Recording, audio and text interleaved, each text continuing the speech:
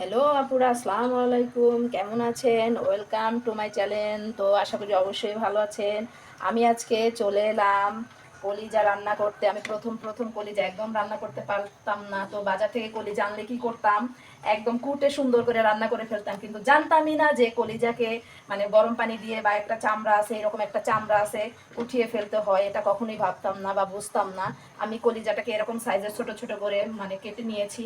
আমি 10 মিনিট গরম পানিতে ভিজালে গায়ের কলিজার ভিতরে যে রক্ত ময়লা থাকে সবগুলো বেরিয়ে আসবে, তারপরে সুন্দর করে পরিষ্কার করে আমি ধুয়ে নিতে পারবো। তো আমার ভিডিওটা সম্পূর্ণ না টেনে অবশ্যই দেখবেন। আর দেখেন কিছুক্ষণ পরে এখানে এখানে অনেক ময়লা বের হবে, যে যে ময়লাগুলো আমরা সাধারণত অনেকে জানিই না, আমরা ওইভাবেই রান্না করে খেয়ে ফেলি। তো এখানে আমি গরম পানিতে বলক দিব, বলক দিয়ে উঠিয়ে সুন্দর করে বেছে নিব, তখন আমি কলিজাটাকে বাগার দিতে পারবো। কলিজা বাগার রান্না করব আজকে। তো আমার সঙ্গেই থাকুন। দেওয়ার সঙ্গে সঙ্গে দেখেন গরম পানিতে কেমন কালার কালো হয়ে গিয়েছে। এগুলো তো আমরা অনেকে রান্না করে থাকি। তো আমার আমার মতন নতুন যারা রান্না করতে আসেন কলিজা, তো এ কারণে আমি আমার গল্পগুলো শেয়ার করছি। তো আমি এখানে বলক উঠিয়ে আরও ময়লা বের হবে, এর ভিতরে যথেষ্ট পরিমাণ ময়লা থাকে। আমরা কলিজাটা সাধারণত সবাই অনেক পছন্দ করি, ফেভারিট একটা খাবার। তো এটাকে আমি একটু বলক উঠাবো, অনেক ময়লা বের হবে, আমার সঙ্গেই থাকুন। এই যে দেখেন কলিজার থেকে কত ময়লা বেরিয়েছে। এই যে সব দলা দলা পেকে আছে। এগুলো আমি একদিন আমাকে কলিজা এনে দিয়েছিল, আমি এভাবেই রান্না করে ফেলেছিলাম সুন্দর করে কুটে। বুঝতে পারি নাই যে কলিজাটাকে এভাবে সেদ্ধ করতে হয় বা এভাবে ময়লা বের করতে হয়। একদিন আমার এক ভাবি এসে বলে, তুমি এভাবে কেন কলিজা রান্না করো? পরে সেই ভাবির থেকে শিখে নিয়েছিলাম কিভাবে কলিজা রান্না করতে হয়। দেখছেন কত ময়লা। এভাবে আগে আমি খেয়ে নিতাম, এত সুন্দর মজা করে মশলা টশলা দিয়ে জাস্ট কুটে মশলা টশলা দিয়ে রান্না করে ফেলতাম। তো এগুলোই আপনাদের সঙ্গে আমি আজকে শেয়ার করছি। তো এত মজার জিনিস এভাবে খেতাম, আরও মনে হচ্ছে মজা লাগতো, তাই না? আসলে তখন বুঝতাম না, এখন মনে হয় আল্লাহ আমি এভাবে রান্না করে খেয়েছি। আমি এত ময়লাগুলো রান্না করে মশলা দিয়ে খেয়ে ফেলেছি। তো প্রথম কেউ রান্না না করতে পারলে এরকমই হয়, এটা কোনো ব্যাপার না। তো এই কারণে আমি শেয়ার করছি। আমি 10 মিনিট গরম পানিতে সুন্দর করে বলক করে নিয়েছি, এখন ঠান্ডা করে ভালো করে পরিষ্কার করে নিব। দেখেন কিভাবে দলা দলা হয়ে ময়লাগুলা, এভাবে অনেক ময়লা এখানে হয়েছে। এখন আমি জাস্ট ঠান্ডা করে নিব। এই যে আমি এভাবে লম্বা লম্বা করে দেওয়ার কারণ, যে তাড়াতাড়ি ময়লাগুলো বের হবে। এই যে পর্দাটা পড়ে আছে, ঠান্ডা হলে আপনি টান দিলে সুন্দর করে চামড়ার মতন এই পর্দাটা উঠে আসবে। তো এখন আমি এটাকে পরিষ্কার করে সুন্দর করে তারপরে বাগার দিব। একটা জাস্ট আপনাদেরকে দেখাচ্ছি, এই যে দেখেন এভাবে টান দিলে কলিজার পর্দাটা উঠে যায়। এভাবে আপনারা উঠাতে পারবেন। তো ঠান্ডা করেই উঠিয়ে নেবেন। এই যে দেখছেন কত সুন্দর করে উঠে গিয়েছে। এভাবে আমি সবগুলো উঠিয়ে নেব, এপাশ ওপাশ।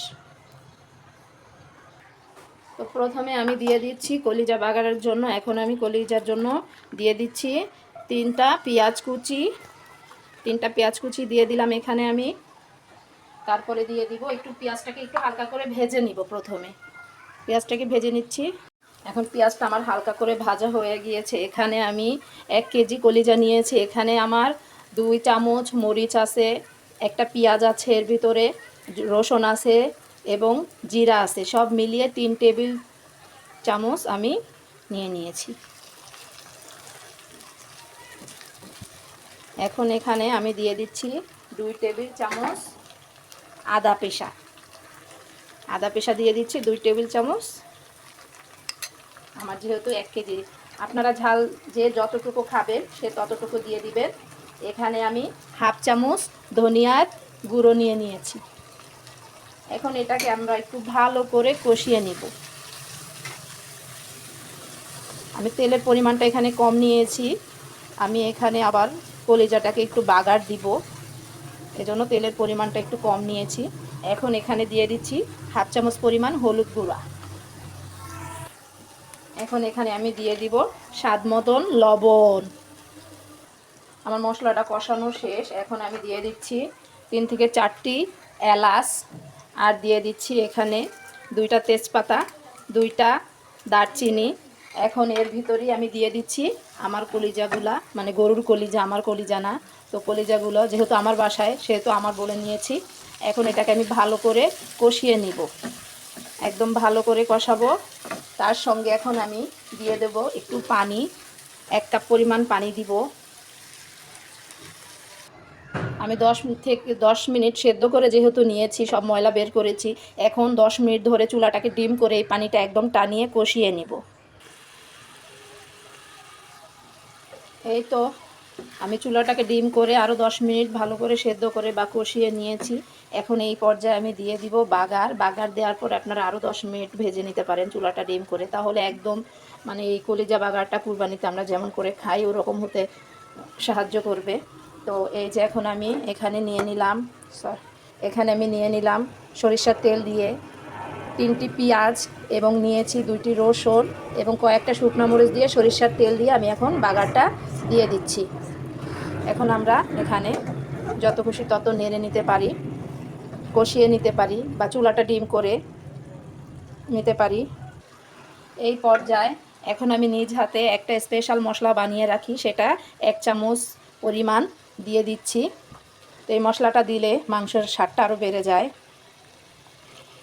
তো এই মশলাটা বেশিরভাগ গরুর মাংসতে ইউজ করা হয়, তো যেহেতু গরুর কলিজা বাগার সেখানে আমি দিয়েছি, কালারটা অনেক সুন্দর লাগবে এবং খেতে অনেক মজা। মশলাটা আপনারা চাইলে আমার ইউটিউব চ্যানেল আছে, সেখানে মশলাটা বানানো আছে, আপনারা দেখতে পারেন। এখন ভালো করে আমি আরও 10 মিনিট ভালো করে চুলাটা ডিম করে ভাজা করে নিব। আপনারা চাইলে এখানে আলু ইউজ করতে পারেন, তো আমি আলুটা ইউজ করলাম না, অনেকে আলু ইউজ করে, তো আমি আলুটা দিলাম না। এভাবে আমি আরও 10 মিনিট ভেজে নিচ্ছি। আমার কলিজা বাগারটা হয়ে গিয়েছে, আরও 10 মিনিট বাগারের পরের থেকে নেড়ে চেড়ে নিচ্ছি চুলাটা ডিম করে। তো আমার রান্নাটা কেমন হয়েছে, কলিজা বাগারটা কেমন হয়েছে অবশ্যই জানাবেন এবং আমার পাশে থাকবেন, অন্যকে দেখার সুযোগ করে দিবেন। আমার মতন প্রথম কলিজাটাকে গরম পানি দিয়ে না ধুয়ে রান্না করে অনেক আপুরা খেয়ে ফেলে, বুঝে না। আমি সেরকম করেছি, তো এখন ওটা করছি না, এখন রান্না শিখে গেছি, রান্না করেছি সেই আপুদের জন্য আমার এই রান্নাটা। তো আমার রান্নাটা যদি ভালো লেগে থাকে আমার চ্যানেলটাকে অবশ্যই সাবস্ক্রাইব করবেন এবং ফলো দিবেন, আমার পাশে থাকবেন, অন্যকে দেখার সুযোগ করে দিবেন। অবশ্যই ভালো থাকবেন, সবাই বেশি ভালো থাকবেন। আজ এই পর্যন্ত, আল্লাহ হাফেজ।